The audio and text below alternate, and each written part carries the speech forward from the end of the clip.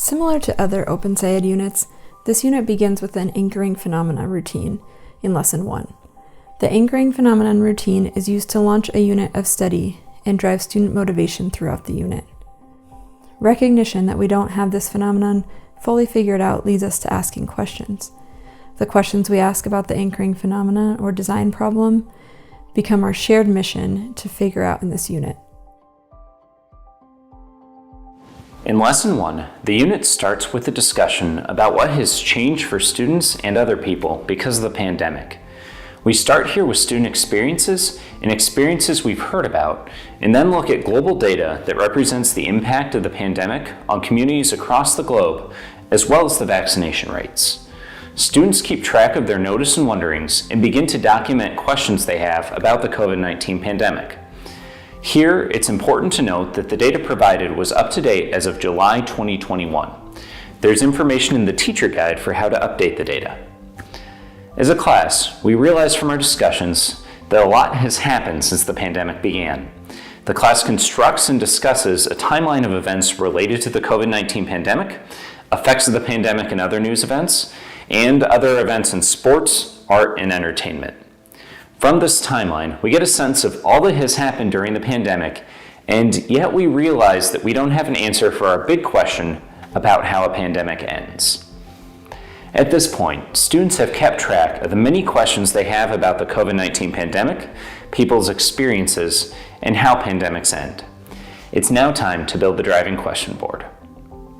To build the driving question board, each student writes 3 to 4 questions, each on a separate sticky note, that they have that are related to COVID-19 or a unit question. How can people help end pandemics? In the classroom, we suggest a process for building the DQB. The first student comes up to the DQB with a sticky note, faces the class, and remains standing. The student reads a question off of the note and then posts it on the DQB. The student selects the second student. The second student reads a question and posts it on the DQB, either by itself if it's unique, or near a similar question if a similar question is already posted. The student also says what other question on the board their question relates to and why or how these questions are connected. The student selects the next student. This process continues until everyone has had a chance to post their questions. When the DQB is constructed, celebrate it as a class. Take in all the questions and important thinking the class did. It's important to know that there are many questions that students may have now that would not have been clear when these lessons were developed or the original board was created. Do not limit student questions.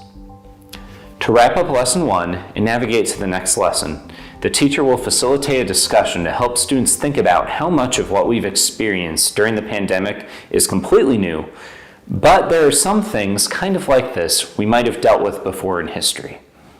As the class wraps up, students will watch a video about the Ebola pandemic and how it has impacted the response to the COVID-19 virus. This will then lead into a discussion to start Lesson 2.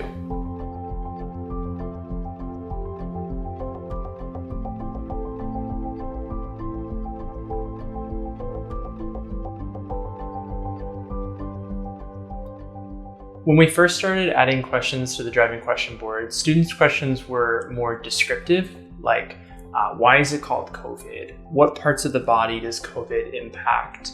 How many cases have there been? What is it, how many cases have there been in this place or that? And then branching into things like that they'd heard before about how to prevent it. How do masks work? Do masks work? What does a vaccine do? Does this vaccine work? Is it safe? And then the more discussion we had, the more those questions started to branch off into how COVID has impacted people and within a social and historical context. So things like, why are some communities more affected than others? So why do some states suffer more? Or why do some communities suffer more, especially communities of color and low-income communities? And then there were great questions that students were asking to really try to tease out the impacts on their own lives, right? So for example, things like, how long will it be until I can go to soccer practice again? Or will school shut down again? Or has this ever happened before? Did this happen to my grandparents? Questions that grounded not just the science, but also the historical and social context of COVID and its impact on different communities. And it was really cool to see how those questions evolved throughout the unit as we learned more and more about COVID and its impacts and also its historical context, right? So at each step, kids are asking questions to make comparisons or to kind of probe and tease out new ideas about phenomena they see or things they've learned or read. And by the end of the unit, our driving question board really ran the gamut from questions about COVID as a science phenomenon, as a virus, to how do diseases impact communities and what can we do about it? And how does this look in different times, spaces, places, and with different people? Which really kind of captured a range of student interests that were all evoked by this common phenomenon of COVID that all of us had experienced. The driving question board is the key artifact from the anchoring phenomena routine that we will keep coming back to throughout the unit. The class uses a driving question board, or DQB, to create a shared mission to answer our questions. What's unique about three-dimensional learning is the opportunity for students to be involved in the thought process and decision-making about what the class should be figuring out and how the class should be figuring it out.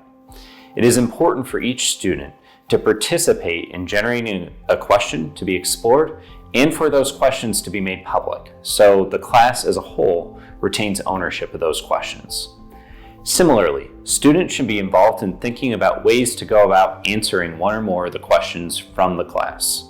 The point of doing this is so students identify actionable ways to figure out answers to their questions.